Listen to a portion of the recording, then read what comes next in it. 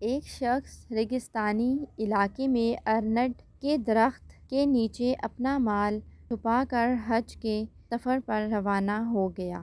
حج کی ادائیگی کے بعد جب واپس آیا تو اس کا مال وہاں نہیں تھا، چنانچہ وہ حاکم کے پاس اپنے مال کی چوری کی شکایت لے کر گیا۔ حاکم نے جب یہ فیصلہ سنا تو اس سے بڑا تعجب ہوا اور وہ اس سنگین مسئلے کو حل کرنے کی فکر میں لگ گیا۔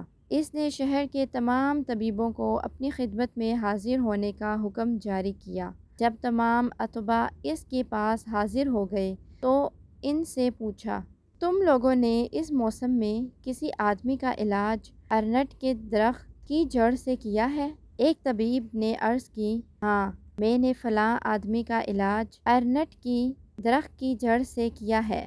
حاکم نے اس مریض کو بلا بھیجا۔ جب وہ مریض حاضر خدمت ہوا تو حاکم نے اس سے دریافت کیا، ارنٹ کے درخت کی جڑ تیرے پاس کون لایا تھا؟ مریض نے بتایا، میرا خادم۔ حاکم نے اس کے خادم کو حاضر ہونے کا حکم دیا۔ جب خادم آ گیا تو حاکم نے اس سے پوچھا، تو اپنے آقا کے پاس ارنٹ کے درخت کی جڑ کہاں سے لایا تھا؟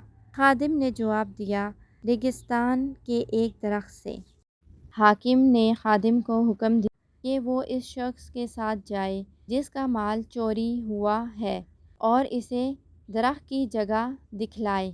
چنانچہ وہ دونوں گئے تو معلوم ہوا کہ خادم نے اسی ارنٹ کے درخت کی جڑ اپنے مالک کے علاج کے لیے نکالی جس کے نیچے مال دفن کیا گیا تھا۔ جب یہ دونوں واپس حاکم کے پاس آئے تو اس نے خادم سے پوچھا، درخت کی جڑ میں چھپایا گیا مال تم ہی نے لیا ہے؟